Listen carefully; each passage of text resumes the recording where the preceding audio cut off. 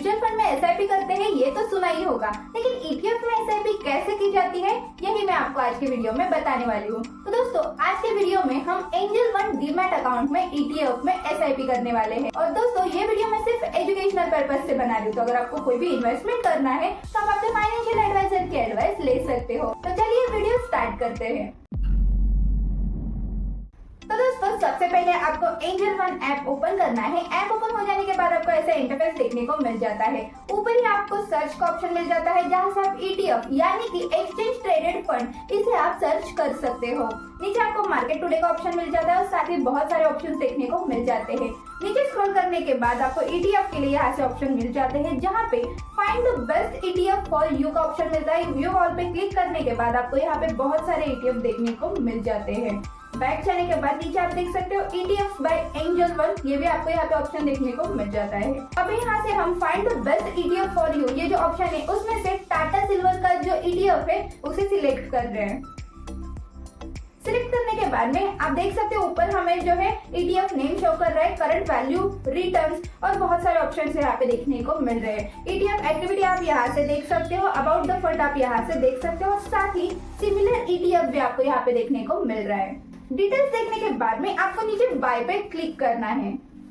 Bye पे click करने के बाद सिलेक्ट ऑर्डर टाइप आपको ऑप्शन मिलता है, जिसमें आपको दो ऑप्शन मिलते हैं, वो है वन टाइम और एसआईपी के। एसआईपी पे क्लिक कर रहे हैं।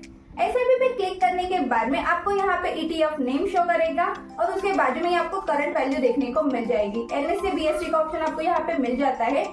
उसी के साथ आपको यहाँ पे अमाउंट और क्वांटिटी ऐसे दो ऑप्शन मिल जाते हैं। तो दोस्तों फर्स्ट अभी हम अमाउंट में एसआईपी स्टार्ट करने वाले हैं, उसके बाद में आपको मैं क्वांटिटी में एसआईपी स्टार्ट करके दिखाने वाली हूँ। तो यहाँ पे जो है अमाउंट अभी हमें एंटर करना है। तो यहाँ पे जैसे कि मुझे चाहिए, मैं यहाँ पे 200 अभी अमाउंट एंटर कर रही हूँ। 200 अमाउंट एंटर करने के बाद जो भी इसमें से मुझे ETF बाय होंगे वो अमाउंट कट होगी और जो भी बची हुई अमाउंट है वो मुझे क्रेडिट हो जाएगी। तो अमाउंट एंटर करने के बाद नीचे आपको एसआईपी फ्रीक्वेंसी ऑप्शन मिलेगा। उसके सामने जैसे कि आपको यहाँ पे कोई भी डेट सिलेक्ट करना है, मंथली, वीकली या फिर डेली, तो आप यहाँ से सिलेक्ट कर सकते हैं। मैं यहाँ पे मंथली जो है मुझे 10 तारीख को मेरी एसआईपी कट होनी चाहिए, तो मैं 10 तारीख सिलेक्ट कर रही हूँ। यहाँ पे मेरा फर्स्ट इंस्टॉलमेंट जो है 10 अक्टूबर 2025 को कट होगा और नेक्स्ट इंस्टॉलमेंट जो है 10 नवंबर 2025 को कट होगा। तो यहाँ पे मैं नीचे कन्फर्म पे क्लिक कर रही हूँ। तो दोस्तों नीचे फंड रिक्वायर्ड में मुझे 203.40 रुपीज जो है यहाँ पे रिक्वायर्ड है अमाउंट, ये शो कर रहा है। अवेलेबल जो मेरा फंड है मुझे यहाँ पे शो कर रहा है। यहाँ पे क्लिक करने के बाद आप अप्रोक्सीमेट एसआईपी अमाउंट जो है यहाँ से देख सकते हो। ओके पे क्लिक करना है, बैक आना है, उसके बाद में प्लस एसआईपी ऑर्डर पे क्लिक करना है। तो दोस्तों यहाँ पे जो है आपको सेटअप ऑटो पे का ऑप्शन आ जाता है। जैसे कि म्यूचुअल फंड में हम ऑटो पे स्टार्ट करते हैं तो मंथली ऑटोमेटिकली जो है हमारी अमाउंट कट होती है। तो इसमें भी आप अगर ऑटो पे स्टार्ट करते हो तो मंथली जो भी अमाउंट आप यहाँ पे एंटर कर रहे हो वो डायरेक्टली कट हो जाएगी। सेटअप ऑटो पे हो जाने के बाद में यहाँ पे स्टॉक एसआईपी का हमें ऑप्शन आ जाता है, जिसमें हमारी एक्टिव एसआईपी हमें देखने को मिल जाती है। तो टाटा सिल्वर का जो अभी मैंने ETF में एसआईपी स्टार्ट की हुई है मुझे यहाँ पे शो कर रही है। इसमें आपको जो है उसके ऊपर क्लिक करने के बाद में आपको एडिट और पॉज एसआईपी का ऑप्शन मिल जाता है।